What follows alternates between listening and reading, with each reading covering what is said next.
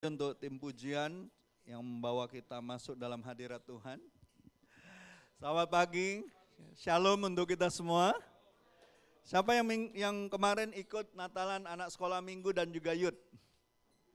Oh, pada ikut ya, banyak yang ikut ya, puji Tuhan.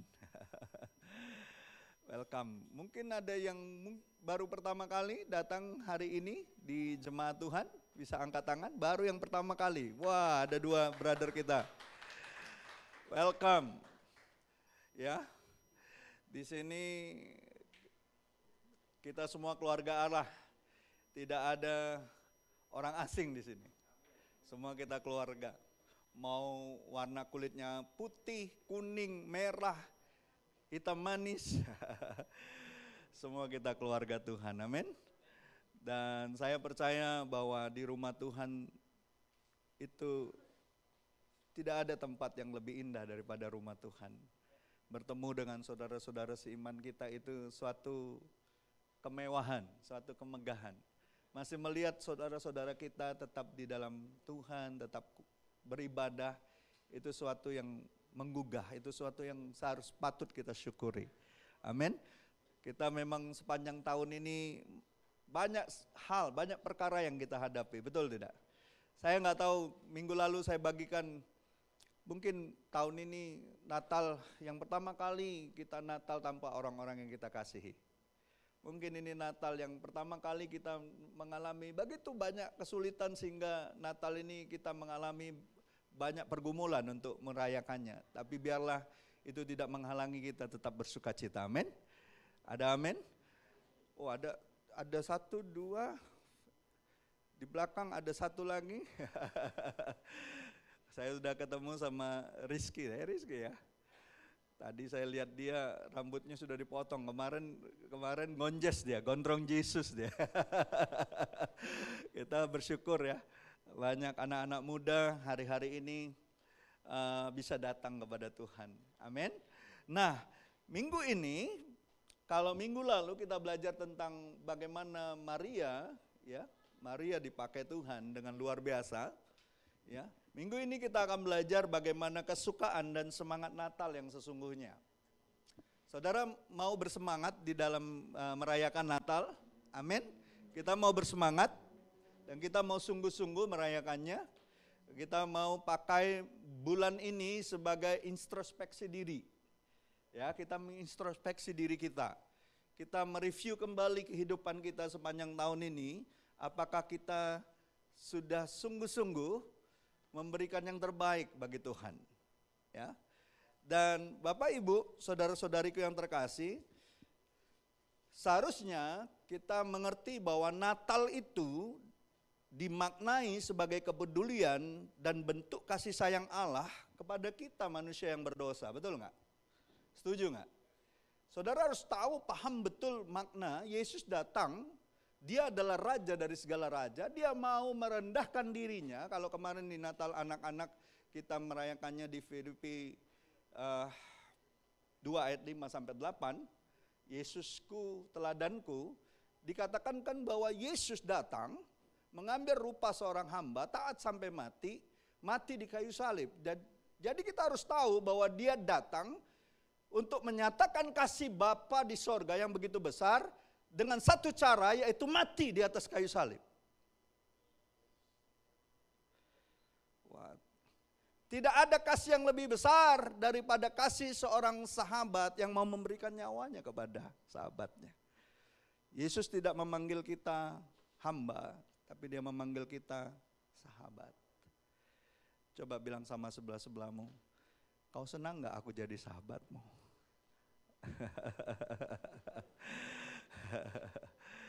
Seorang sahabat rela berkorban. Jangan ngorbanin temen. Ya, kalau kata orang Palembang tuh, kawan makan tulang, tulang makan kawan. Kalau tulangnya orang Batak beda, saudara. Ya. Jadi Bapak Ibu, kita harus mengerti bentuk kasih terbesar Allah. Bukan hanya Yesus mau datang sebagai anak manusia, tapi dia mau mati bagi kita di atas kayu salib.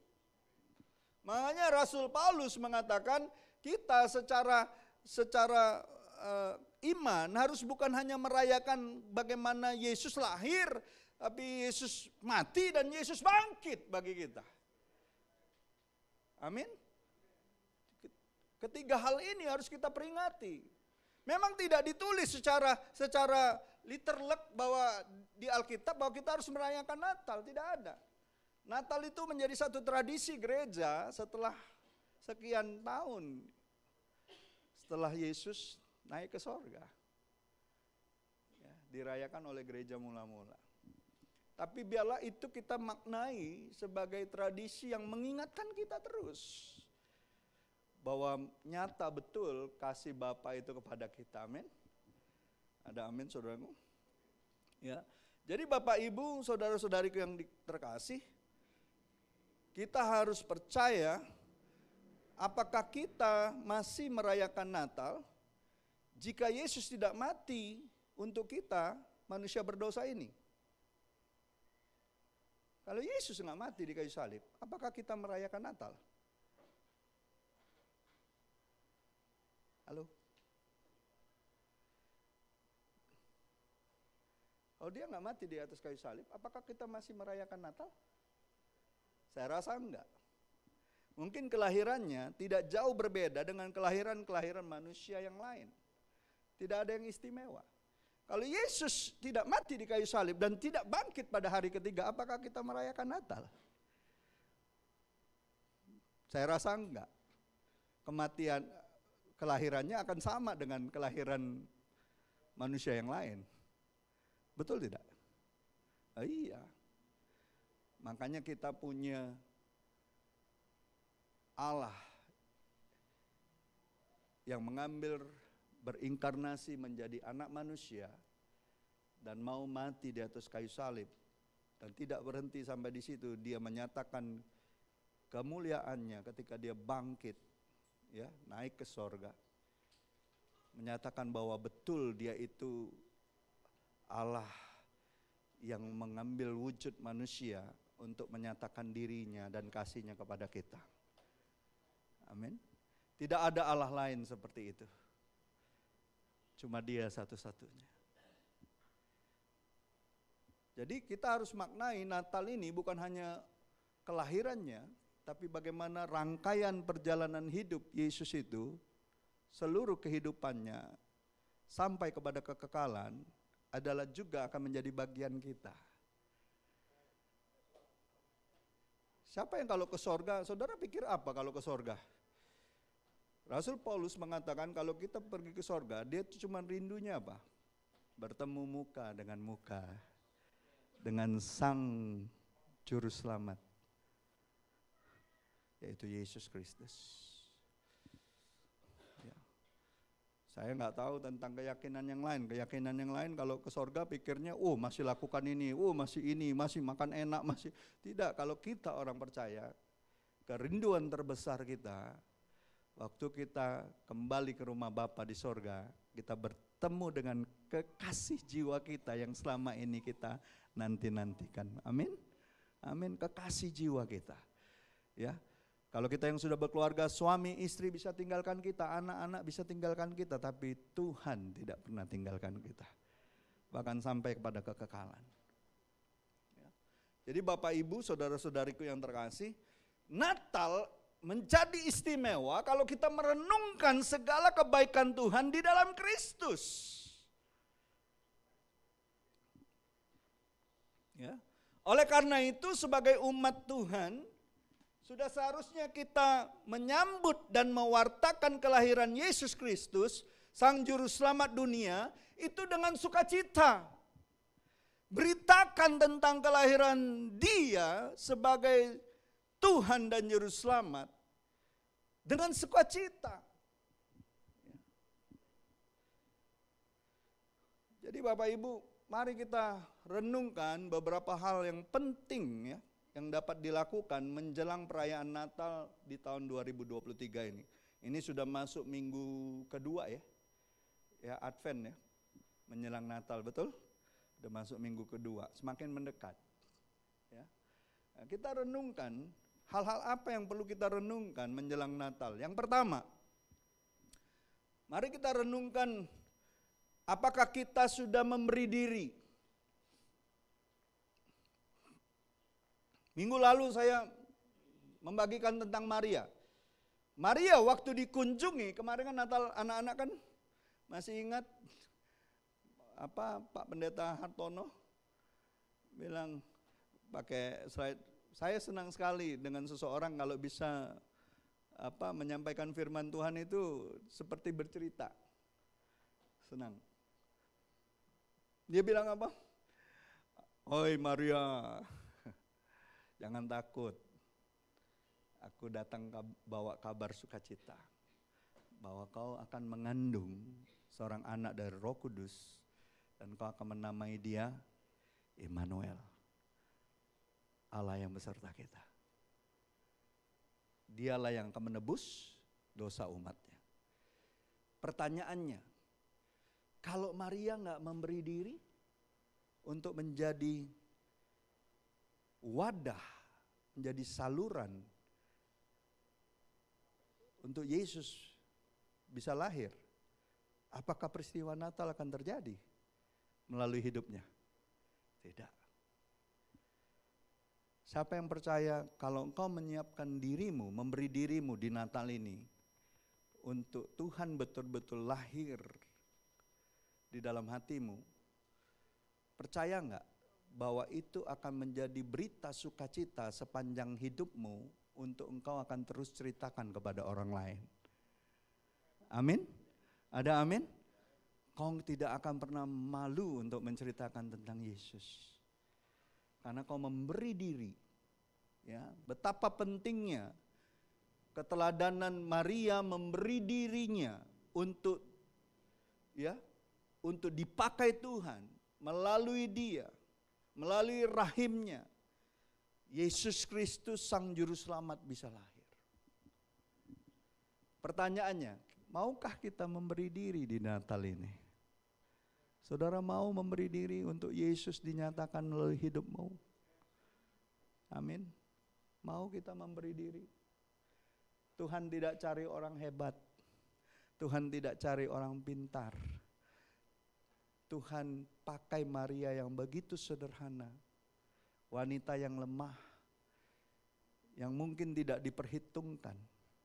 Tinggal di kota yang sangat kecil. Ya, keluarga yang sangat sederhana. Calon suaminya cuma tukang kayu. Tapi Tuhan bisa pakai untuk menyatakan kebesarannya. Saudara, jangan lihat latar belakangmu. Lihat latar depanmu. Apa yang ada di depanmu. Jangan lihat latar belakangmu. Lihat yang di depanmu. Tuhan mau pakai kita. Asalkan kita mau memberi diri. Ya. Mari sebagai umat Tuhan, kita memberi diri sebagai persembahan yang hidup, yang kudus dan yang berkenan. Itu kan yang dinyatakan oleh Rasul Paulus, betul? Di Roma 12 ayat 1. Mari kita baca sama-sama.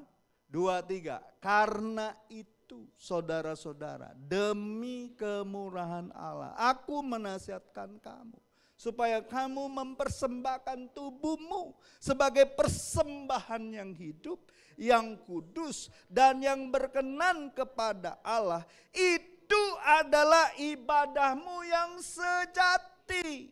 Waktu kita memberi diri kita menjadi persembahan bagi Raja dari segala raja, itulah ibadahmu yang sejati.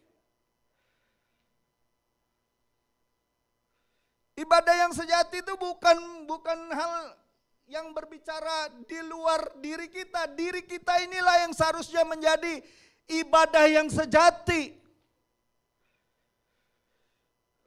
Bukan alat musik, bukan gedung yang megah, bukan sesuatu yang wah secara materi, bukan. Tubuh kita, hidup kita inilah persembahan yang sejati kepada Tuhan. Ketika kita memberi diri.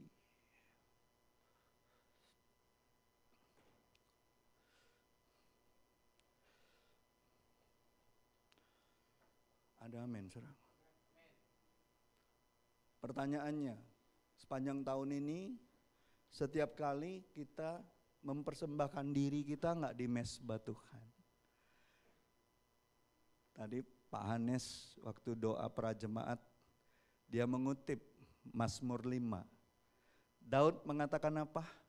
Pada waktu pagi, aku mempersiapkan persembahanku dan aku menunggu-nunggumu. Dia mempersembahkan hidupnya di hadapan Tuhan.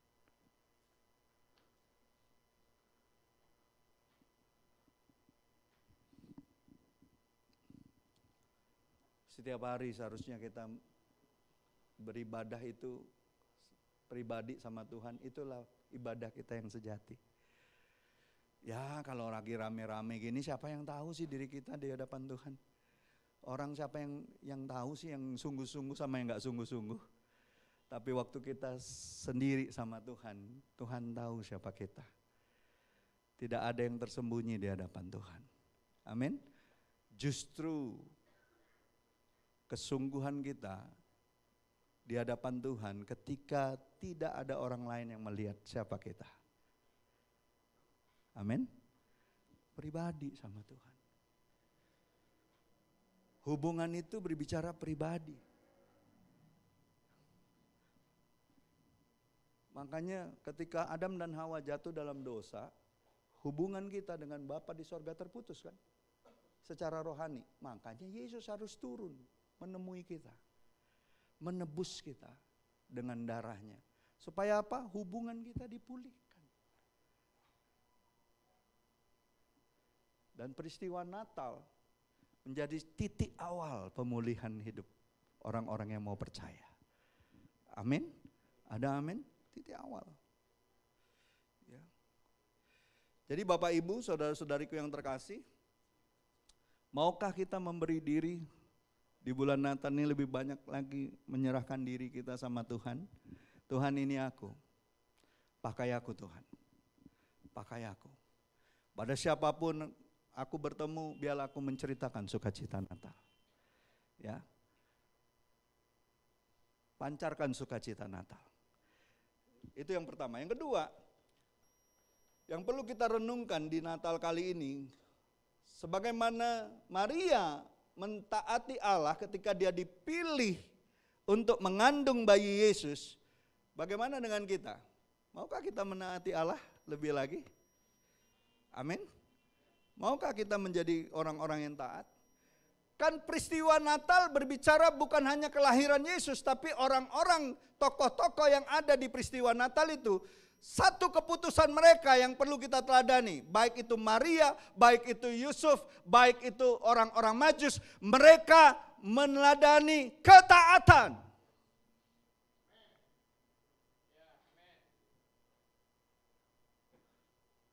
Waktu Tuhan berbicara kepada Maria, Maria mengambil keputusan untuk taat. Walaupun dia tahu resikonya besar, resikonya mati kalau dia melakukan tanggung jawab itu. Untuk mengandung bayi Yesus ketika dia masih gadis dan perawan. Hukumannya mati, saudara. Seturut hukum Taurat dan budaya pada saat itu. Ya. Yusuf menjadi taat ketika Tuhan berbicara dalam mimpinya untuk mengambil Maria menjadi istrinya. Yang tadinya dia sudah mau tinggalkan. Nggak mudah itu. Nggak mudah. Keputusan yang tidak mudah. Orang Majus taat kepada Allah ketika diperingatkan dalam mimpi supaya jangan kembali kepada Herodes. Betul nggak? Pertanyaannya, kalau orang-orang Majus itu, waktu itu, ya, habis ketemu Yesus, ya, mempersembahkan persembahannya, betul? Emas, perak. Tadi kan kita nyanyi kan? Terus mereka balik ke jalan yang lama, jalan yang tadinya mereka lalui. Sebelumnya mereka ketemu siapa sebelum ketemu Yesus? Herodes. Apa yang terjadi kalau seandainya mereka ketemu Herodes?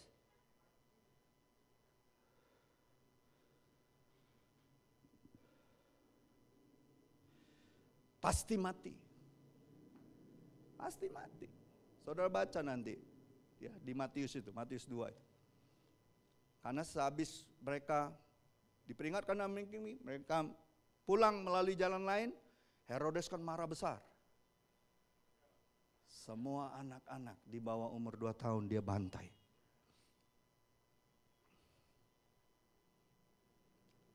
Herodes itu gambaran raja dunia yang berpura-pura menanyakan tentang Yesus pada saat itu. Kan dia kan bilang sama orang Majus, temui anak itu, nanti kalau sudah temu datang lagi kasih tahu saya karena saya mau menyembah dia. Itu dia sungguh-sungguh atau dia sebenarnya mau bunuh itu Yesus? Mau dia bunuh itu.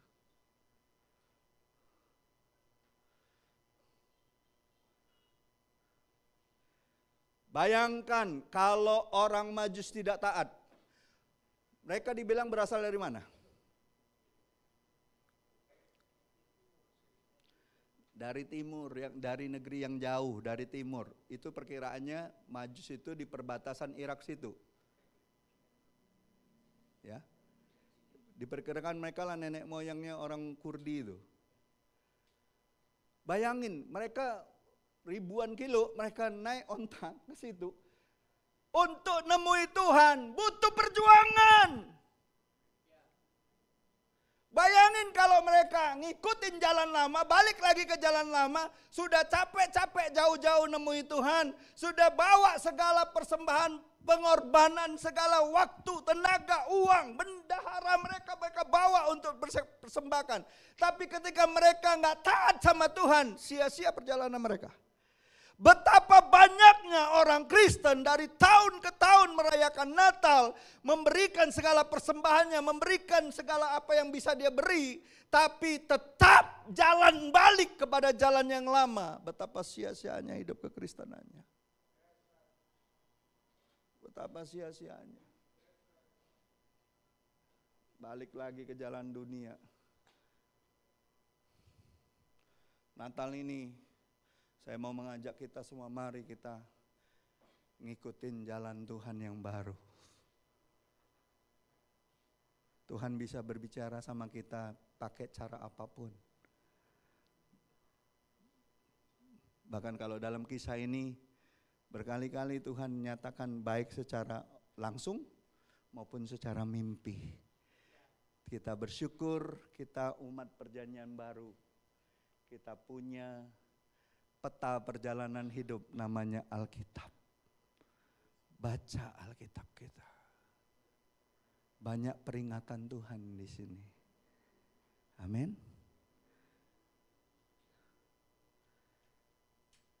Bilang sama sebelahmu, jangan ngikut Tuhan dan itu jadi sia-sia. Jangan balik lagi ke jalanmu yang lama. Amin. Taatlah. Saya tidak pernah baca tokoh di dalam Alkitab atau siapapun di dalam Alkitab ini.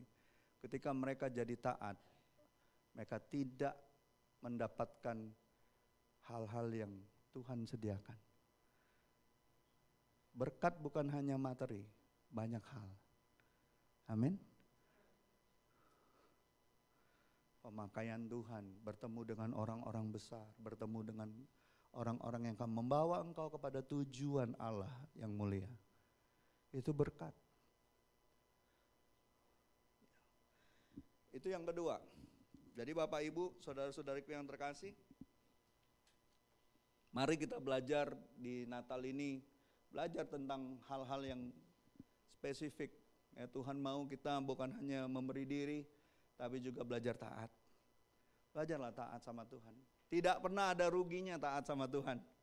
Selalu saja ada berkat Tuhan untuk orang-orang yang taat. Amin. Yang ketiga,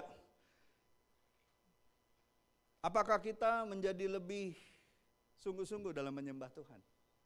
Kita renungkan, apakah kita menyembah Tuhan dengan sungguh-sungguh? Coba tolong dibaca Matius 2 ayat 2.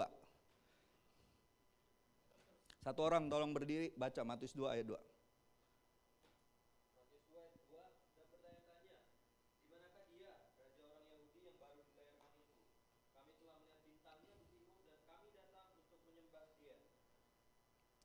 jauh-jauh ngikutin bintang, ketemu sama Yesus yang dalam wujud bayi. Tujuannya untuk apa? Tujuannya untuk apa? Menyembah Dia. Bayangkan orang-orang Majus ini orang-orang biasa. Siapa mereka? Mereka raja-raja dari timur, orang-orang bijaksana, ahli-ahli, master-master dalam bidang ilmu pengetahuan astronomi, ya. Mereka ngikutin tanda dari Tuhan itu, dan ketika mereka nemukan raja di atas segala raja itu, wujudnya bayi.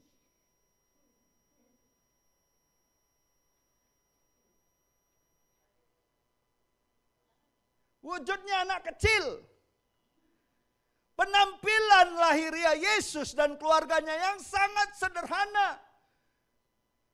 Ketemunya di kandang embek.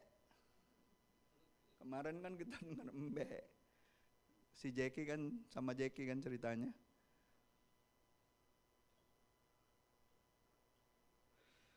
Kumuh, kotor. Dibaringkan bukan di tempat khusus seperti bayi-bayi para raja.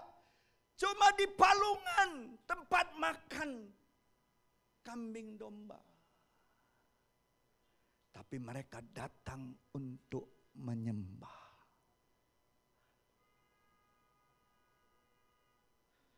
Bagaimana dengan kita? Apakah kita di dalam segala kesederhanaan kita, suasana ibadah seperti apapun, seharusnya kita datang untuk menyembah Tuhan. Bukan untuk melihat betapa wahnya tempat itu, betapa hebohnya persekutuan itu, betapa luar biasanya pembicaranya. No. Tujuan kita datang beribadah adalah untuk menyembah Tuhan. Sesederhana apapun tempat ibadah itu, sesederhana apapun Tuhan tetap ada di situ. Amin. Saya kalau menyaksikan para misionaris yang pergi ke suku-suku, saya ingat sekali 2003, waktu itu NPC ya, National Prayer Conference. Hari terakhir saya sama almarhum Bang Imi, kami duduk. Selesai acara itu di Senayan itu kami duduk. Tiba-tiba ada dua suami istri orang Papua, hamba Tuhan. Mereka duduk sebelah kami tanya, Bapak, Mama, dari Papua kah? Iya. Dari mana tadi? Timika. Bapak, Mama, Bapak sama Mama kalau nanti pulang, kapan mau pulang? Oh, kami tidak tahu kapan mau pulang. Maksudnya, kami sudah tidak punya uang lagi. Kami nggak tahu bagaimana kami harus pulang. Kami hanya beriman saja. Kalau Tuhan yang suruh kami ke sini, kami percaya Tuhan juga bisa bawa kami pulang.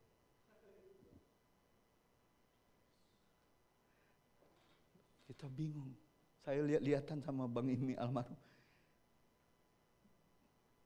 Terus kita tanya, Bapak kesini sama Mama bisa kesini? Bagaimana cerita? Dia cerita kesaksian. Ini orang pendoa, cuman tanya Tuhan. Ketika mereka dengar ada umat Tuhan yang bersama-sama dari seluruh Indonesia mau berdoa di Jakarta, di Senayan, mereka cuma punya hati. Mereka rindu untuk nyembah Tuhan bersama-sama dengan para pendoa-pendoa yang lain. Tuhan, kami rindu untuk kesana sama-sama umat-Mu. Tahu nggak, Roh Kudus cuma bilang apa? Pergi ke bandara. Karena taat tadi. Pergi. Nunggu di bandara. Mereka lihat-lihatan, bawa koper. Langsung bawa koper, bawa baju ke bandara. Dan tiba-tiba ada orang, Bapak sama Ibu mau kemana? Mau ke Jakarta. Sudah beli tiket? Belum. Loh, mau ngapain ke Jakarta? mau hadirin National Prayer Conference NPC. Oh, Bapak Ibu hamba Tuhan. Iya. Belum beli tiket, belum. Terus orang ini pergi sebentar, bawa tiket. Kasih. Wah, saya sama Bang Imi tuh dengar cerita itu. Sepanjang conference NPC tidaklah lebih dahsyat daripada cerita ini orang. Itu yang membuat kami ternyata dalam sederhanaan hamba Tuhan yang menyembah Tuhan, Tuhan nyatakan kuasanya. Jadi Bang Imi bilang, Papa Mama ikut saya ya, nginep tempat saya aja. Disiapin kamar, dikasih tinggal. Besok Bapak Mama di gereja mau kasih kesaksian? Oh boleh. Kita kasih, Bang Imi kasih tahu sama Pak Marganti, Pastor Marganti, besoknya dia kasih kesaksian.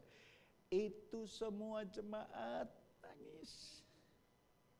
Dengar cerita ini hamba Tuhan. Dan ujungnya apa?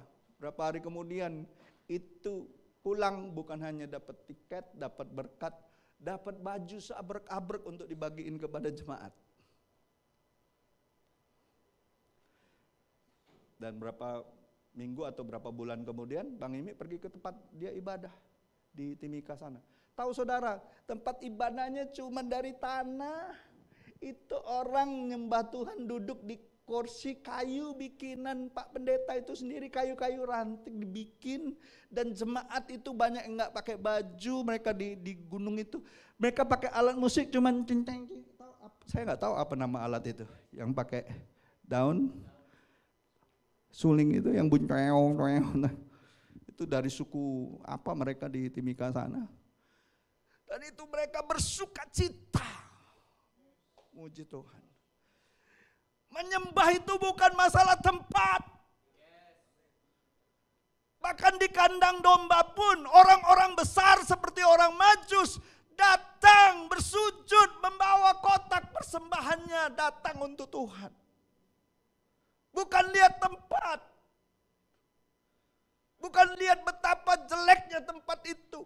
Tapi melihat betapa mulianya Tuhan itu. Dan saudara tahu berapa tahun kemudian dia cerita, saya bangun gereja ini. Bapak dia bilang sama Bapak, saya ambil seng-seng bekas punya privat itu yang gak kepake, saya pasang itu. Atap-atap, kayunya dari sisa-sisa kayu saya buat. Dan sekarang saudara tahu, itu gereja salah satu yang paling besar di atas sana. Dibangunkan oleh pemerintah. Karena ada satu hamba Tuhan, dari kesederhanaannya, belajar taat, belajar dengar suara Tuhan, dan belajar terus menyembah Tuhan di dalam kesederhanaannya.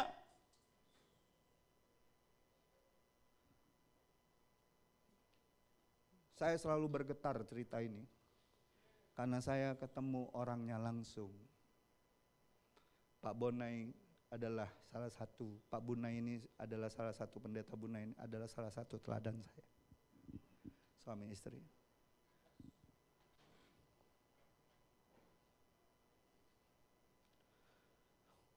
Jadi kalau di sini ada anak-anak Papua, saya mau kasih tahu, orang-orang yang mengajarkan kebenaran di sukumu, di tanahmu, itu orang-orang hebat.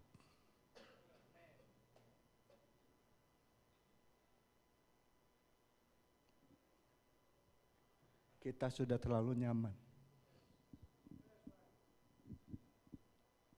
Mereka orang-orang hebat.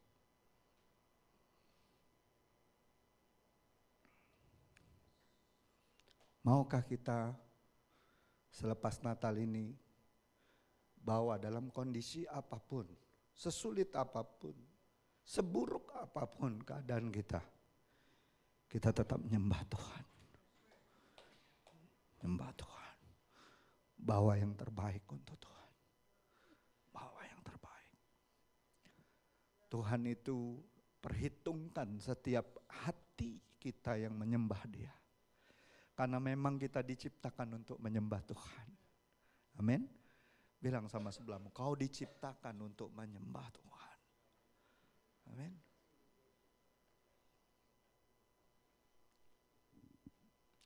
Itu yang ketiga. Yang keempat, mereka menyembah Tuhan. Ya, mereka menyembah Yesus. Enggak dengan tangan kosong, bawa persembahan.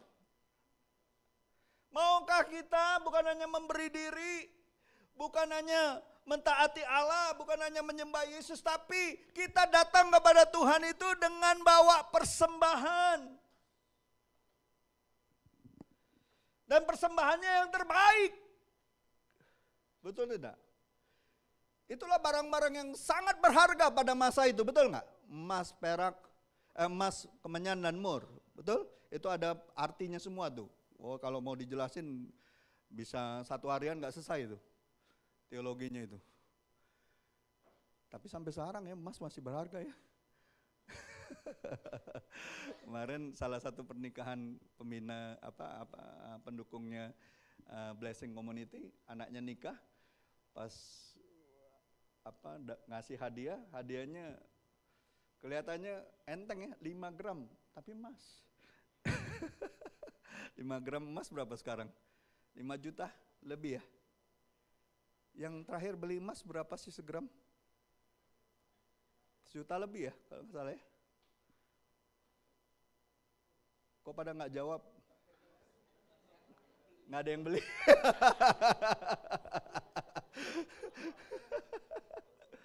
Tahu saya sudah 1 juta lebih kalau nggak salah. Kalau mau yang berkilo-kilo di Papua tuh banyak. Di daerahnya Nelly tuh masih banyak tuh, saya tahu karena saya lulusan tambang, saya tahu daerah Nelly itu belum aja digarap itu lebih besar daripada di Timika itu. Ya, Tolikara itu daerah situ. Makanya diperebutkan.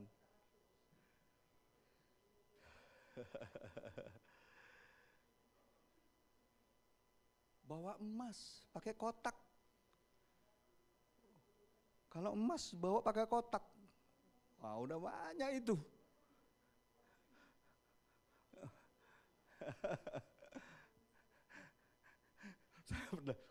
Saya pernah ada hamba Tuhan sama-sama pertemuan leaders summit. Dia pernah cerita sama saya, pastor, saya tuh pernah dikasih pulang dari pelayanan di satu gereja. Ada II, sandalnya beda warnanya, satu biru, satu hitam. Ngasih persembahan ke depan, dia habis ngasih persembahan, terus pulang dari gereja, salaman di pintu, dia kasih kantong kresek. Pak Pendeta ini tuh, Pak Pendeta katanya. Bingung dia apa makanan atau apa ya. Dia pegang aja kan, dia pikir kantong kresek warna hitam. Jadi dia pas pulang, dia mau pulang gitu, dia kan masih pelayanan lagi ke satu gereja. Jadi dia nggak buka itu kantong. Pergilah dia pelayanan. Pas pelayanan itu kebetulan gereja yang tempat dia pelayanan itu mau ada renovasi gereja. Gedung gerejanya mau direnovasi. Jadi butuh dana begitu besar. Jadi pas dia khotbah, Roh Kudus ngomong sama dia. Nanti selesai kau khotbah, bungkusan tadi yang kau dapat dari II yang kaki sandalnya belang-beleng itu kasih sama gembala di sini. Oh iya. Dia oh ya taat aja kan, namanya taat ya. Nyembah Tuhan kan kita untuk taat. Pulang, Pak Pendeta, tadi saya dapat bingkisan di gereja yang saya pelayani tadi pagi. Dikasih ibu-ibu tuh, II. Ini untuk Pak Pendeta. Apaan? Saya nggak tahu, saya nggak buka dari tadi. Tapi Tuhan suruh kasih Anda. Udah pulang dia sukacita aja, dia taat. Pulang pas di mobil, ditelepon. Pak Pendeta, itu beneran bungkusnya dikasih ke saya. Bener, Tuhan yang suruh. Yang bener. Tadi Pak Pendeta bilang nggak lihat ya, nggak lihat saya apa isinya. Itu isinya emas batangan.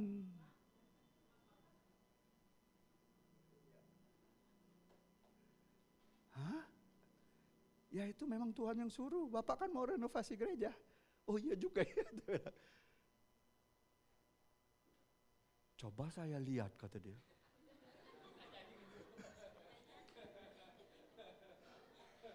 Timbul, kelihatan wajah-wajah kita nih serakah. Yang ketawa tuh serakah tuh kelihatan.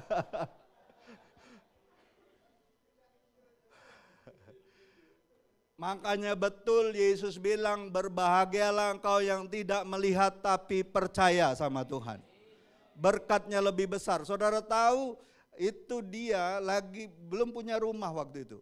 Dia masih ngontrak. Jadi dia jalan-jalan sama anaknya, besok-besoknya dia jalan-jalan sama anaknya. Dia masuk perumahan, dia pengen tanya-tanya. Terus pas lihat ada rumah besar, anaknya bilang, "Papa itu rumah besar banget ya." "Iya itu mahal itu," kata papanya. "Itu ada kolam renangnya di belakang." "Oh enak juga ya Pak kalau punya rumah kayak gitu." Wah nanti jemaat pada ngomong, Papa ngambilin apa lagi? Sebagai hamba Tuhan, punya rumah gede kayak gitu. Tapi kayaknya enak juga Pak kalau punya rumah gitu Pak, kata anaknya. Tahu berapa hari kemudian ada orang, pengusaha, kasih dia kunci rumah. Ini hamba Tuhan yang kasih kantong resek ya, bukan yang sudah dikasih kantong resek.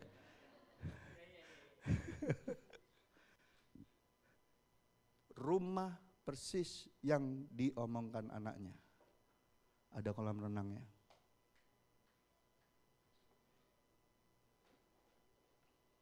Tuhan tidak pernah berhutang sama orang-orang yang taat.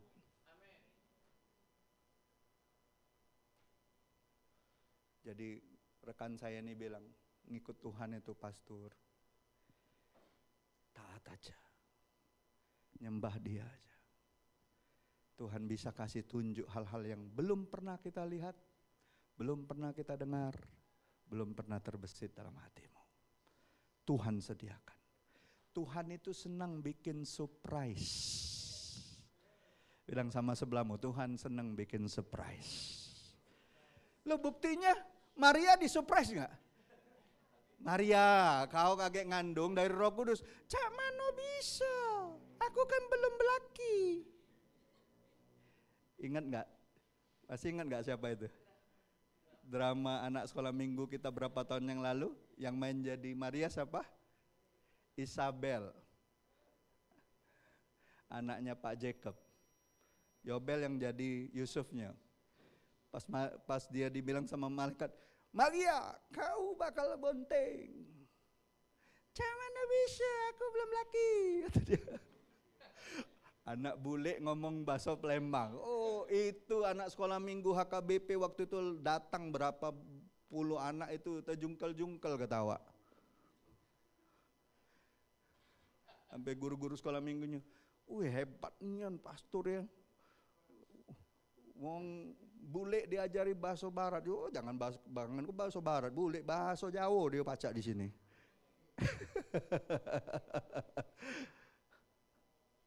Amin. Saudara mau percaya ada hal-hal besar waktu kita menyembah Tuhan? Amin. Waktu kita membawa persembahan untuk Tuhan dalam ketaatan, kita nyembah Tuhan, ada sesuatu yang besar Tuhan sediakan untuk kita. Bukan hanya berkat materi, berkat sukacita.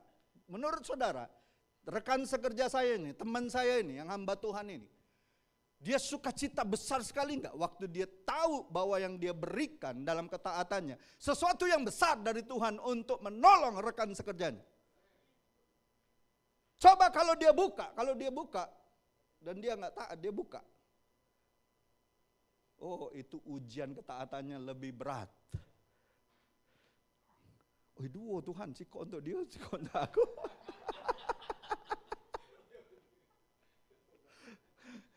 Iya kan? Tapi karena nggak lihat, percaya aja, lepasin. Give, no take. Beri, nggak usah pikirkan bagaimana Tuhan akan berkati kita. Tuhan punya cara. Amin. Ya. Dan yang terakhir, ini yang sangat penting. Kita bukan hanya memberi diri, mentaati Allah, menyembah Yesus, membawa persembahan, Tapi satu hal, Natal harus kita pakai kesempatan untuk mewartakan berita sukacita. Amin. Kan malaikat mewartakan berita sukacita kepada gembala-gembala itu. Betul? Coba kita lihat di Lukas 2 ayat 10 dan 11. Kita baca sama-sama. Tolong ayatnya dimunculkan. Lukas 2 ayat 10 dan 11. 2, 3. Jangan takut, sebab sesungguhnya aku memberitakan kepadamu kesukaan besar untuk seluruh bangsa. Hari ini telah lahir bagimu juru selamat, yaitu Kristus Tuhan di kota Daud. Ya. Maria, Yusuf, ya, para gembala, orang Majus adalah tokoh-tokoh Alkitab yang dapat menjadi inspirasi bagi kita umat Kristiani di momen Natal ini. Lewat tokoh-tokoh inilah kita belajar bahwa semangat Natal pertama adalah apa yang kita berikan kepada orang lain, bukan apa yang bisa kita dapat. Amin. Maria memberi diri, Yusuf memberi diri, orang Majus memberi diri dan memberikan persembahan dan penyembahannya kepada Tuhan. Dan para gembala memberi diri untuk taat memberitakan kabar sukacita.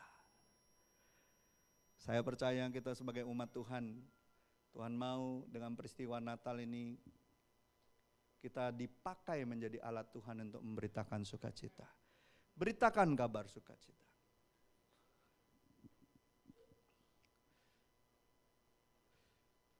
Kan ada lagu, kalau Natal saya paling suka kalau Erna nyanyi lagu Natal itu, hai na na na na gunung, na na na na na na na moga, hai agakkan di gunung.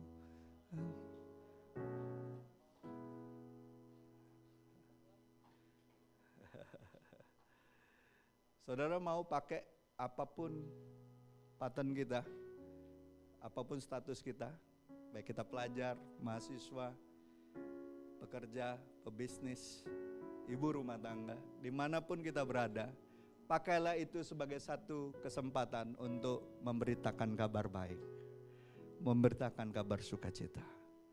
Natal ini seharusnya kita bertanya, sudah sama siapa kita beritakan kabar sukacita ini? Sudahkah sepanjang tahun ini ada orang yang mendengar kabar baik dari kita? Coba tanya orang sebelahmu, sudahkah ada orang mendengar kabar baik dari dirimu? Nanya, sudah enggak? Amin. Siapa yang mau Natal ini menjadi komitmen kita untuk dipakai Tuhan memberitakan kabar baik? Amin. Bila kita renungkan, maka semangat Natal sekaligus adalah semangat untuk mewartakan kabar sukacita tentang kelahiran Yesus Kristus, Sang Juru Selamat kita. Seharusnya Natal bukan waktu untuk diri kita sendiri. Bukan hanya untuk waktu memikirkan hadiah apa untuk diri kita ataupun keluarga kita sendiri. Tapi bagaimana sukacita Natal itu kita bagikan, kita wartakan kabar itu kepada semua orang. Amin. Ada amin Bapak Ibu?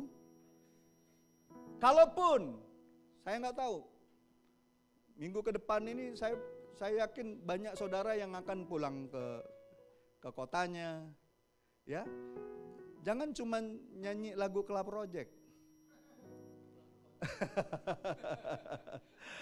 Ya. Nyanyikanlah lagu pujian, nyatakanlah sukacitamu kepada keluargamu, kepada handai tolanmu, pada siapapun, dimanapun kau berada. Pakai momen Natal ini, orang bisa mengetahui bahwa engkau adalah orang-orang yang sudah ditebus Tuhan, sudah mengalami kebaikan Tuhan. Amin. Mari kita tutup semua Alkitabnya. Soli Deo Gloria, biarlah kemuliaan semua untuk Tuhan.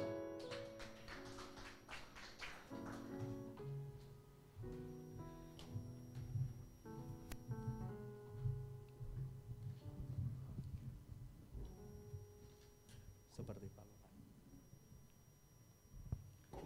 Saya mau mengajak saudara kita merenungkan pujian ini menjadi satu kesempatan bagi kita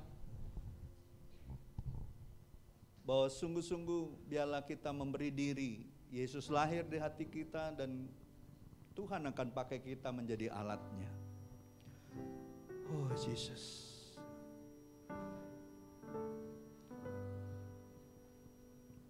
Thank you Lord. Seperti